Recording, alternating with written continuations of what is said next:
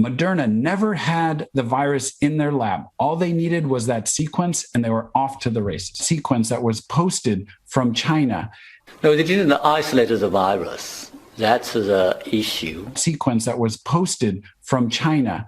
Is Illumina Chief Medical Officer Phil Febo, MD. Thanks so much for your time, Doctor. First of all, I'm going to start with a very dumb question. Can you explain genomic sequencing?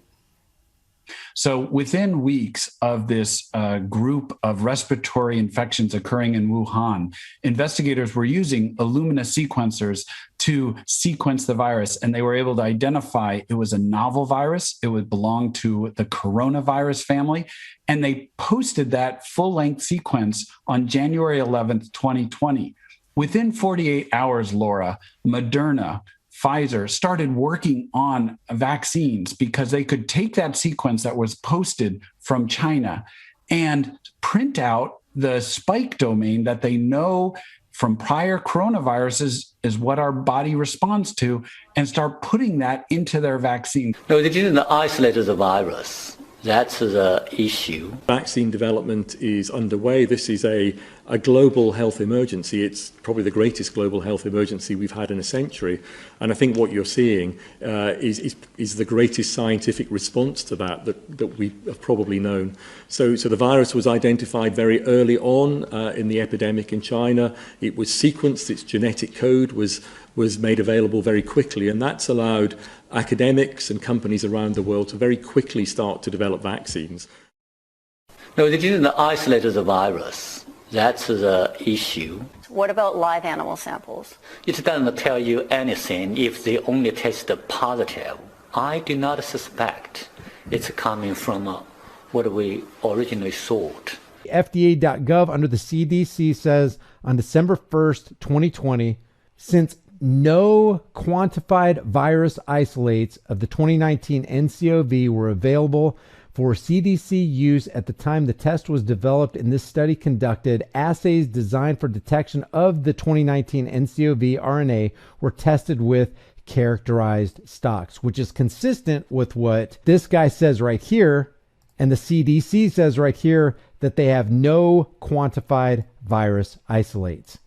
Even from mainstream media's own mouth, they didn't isolate the virus. I've talked about Koch's postulates, which are a simple set of rules by which the germ theory proponents have suggested as a way to prove that a specific germ or microorganism causes a disease. But none of those have been satisfied for any viral or allegedly viral caused disease. And if you look clearly at how they design these experiments, they don't follow one of the basic principles of experimental design, which is to separate variables so that you could test them independently against whatever outcome you're looking for. So what they instead do is use impure samples with many variables combined, and then pick out the data that they want and say that it proves this or that or the other thing.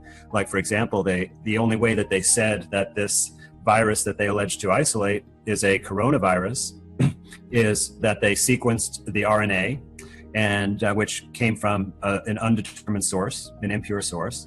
And then they said it was almost 80% identical to another piece of RNA from another coronavirus, the SARS-CoV-1 virus associated with the SARS outbreak in 2003. But that sequence was also determined by an impure sample, and the source of it is unclear.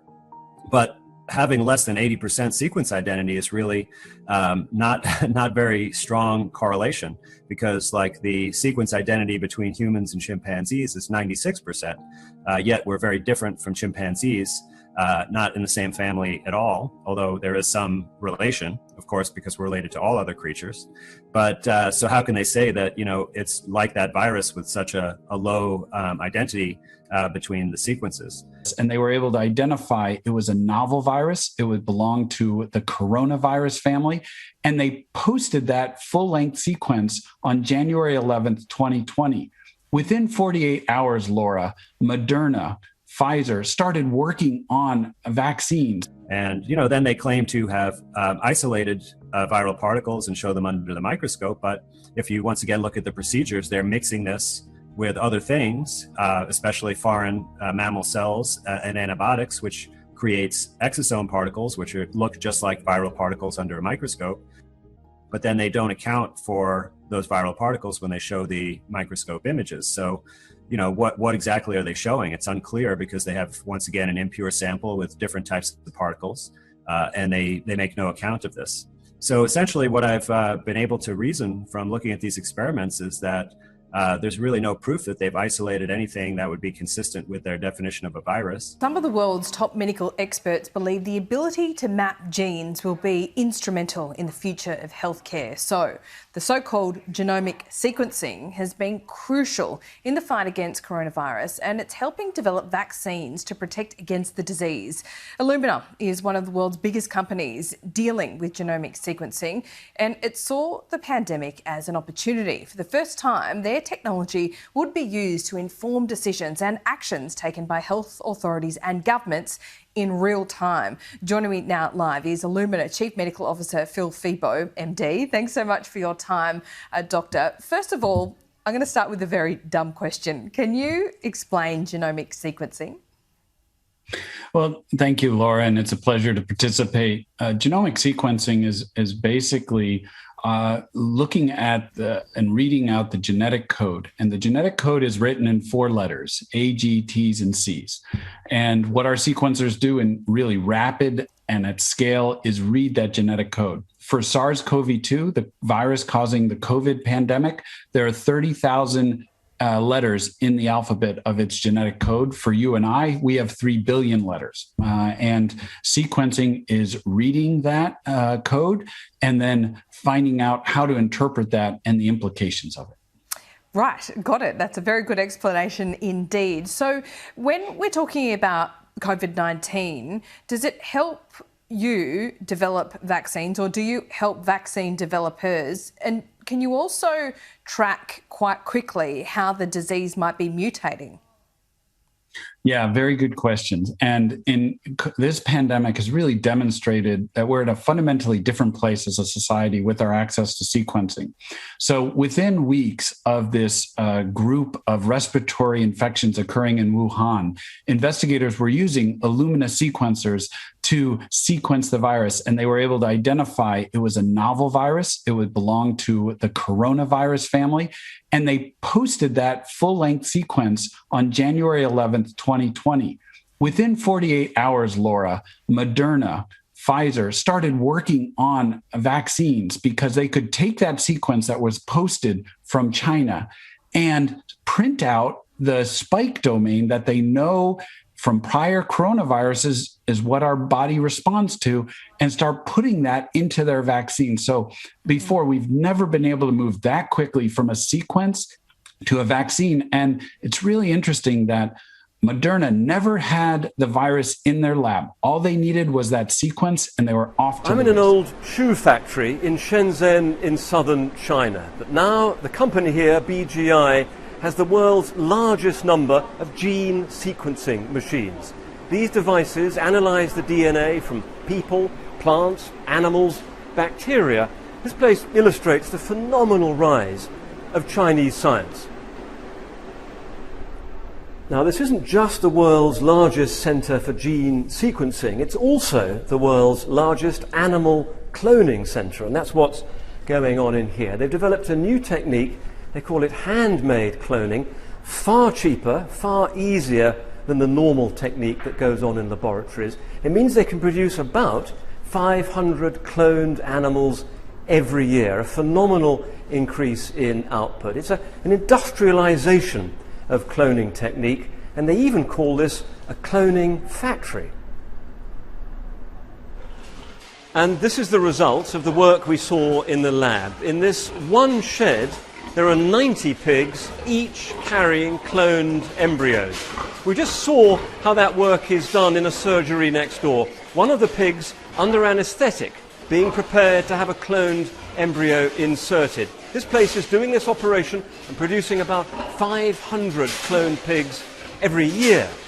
Now, the technology isn't particularly new. What is striking is how China is now applying cloning technology on a truly industrial scale.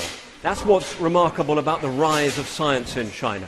In case you were wondering about the fate of the pig we saw under anaesthetic, we've just caught sight of it slowly rather unsteadily recovering.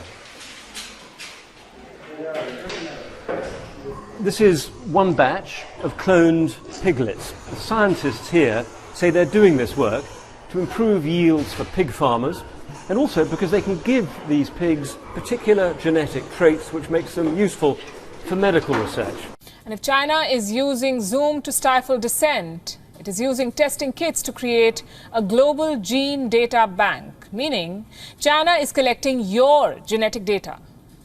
Brace for the next privacy scandal. And this is not a far-fetched idea. China is doing it already. It has been doing it for a while, using genetic data against its own minorities. What is to stop Beijing from using it against the world next?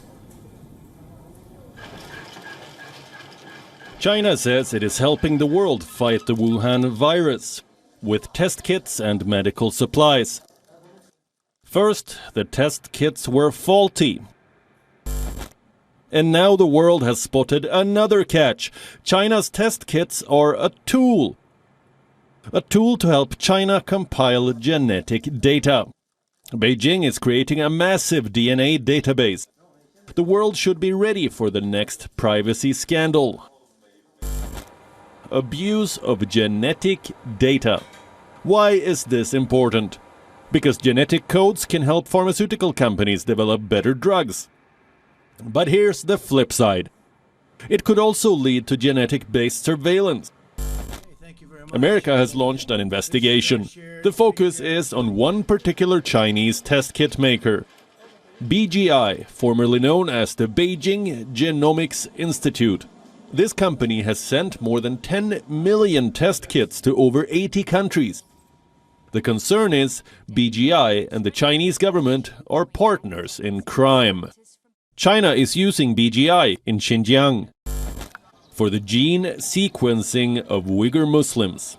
Breaking news, this shocking bombshell from Reuters. China's military has been harvesting and collecting DNA from millions of pregnant women in more than 4 dozen countries around the world via a popular prenatal test sold by China's big company. It's called the BGI Group. Do we need to learn to live with the virus? I mean, do we need to have the world vaccinated before we can, travel freely once again? What are the realities of the virus now? Is it ever going to be eradicated? Yeah, I think that's quite a deep question, Laura.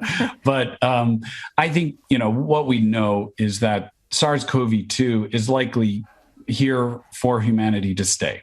When we get through this pandemic, right, we're not safe until we're all safe. So I heard some discussion prior to this segment about, well, why get vaccinated? Because, we can't open up. Australia has punched above its weight in reacting to this pandemic, in showing what leadership is. And there's been incredible work that scientists in Australia have done using sequencing to set it up for success, sequencing all positives and looking for the future to prevent future outbreaks of SARS-CoV-2 and future outbreaks of other pathogens that we don't know about yet. So Australia is a leader, but not all countries are as forward-looking and proactive as Australia. And so we're going to have a lot of trouble getting populations across the globe in countries that have fewer resources, less commitment to get enough vaccinations to decrease the frequency of SARS-CoV-2. And SARS-CoV-2 has shown we are a globally connected world. We know the internet connects us, but unfortunately, this germ also showed us that we're very connected in very real ways. And so we will have to learn to live with that. And I think that's why it's so important that countries like Australia are taking the proactive measures now, using our technology, not only to sequence SARS-CoV-2 and understand the variants that are in country when positive cases occur, but looking forward to be ready for future pathogens. Moderna never had the virus in their lab. All they needed was that sequence, and they were off to the races. Sequence that was posted from China. No, they didn't isolate the virus. That's the issue. Moderna, Pfizer started working on vaccines because they could take that sequence that was posted from China and print out the spike domain that they know from prior coronaviruses is what our body responds to. That's the issue.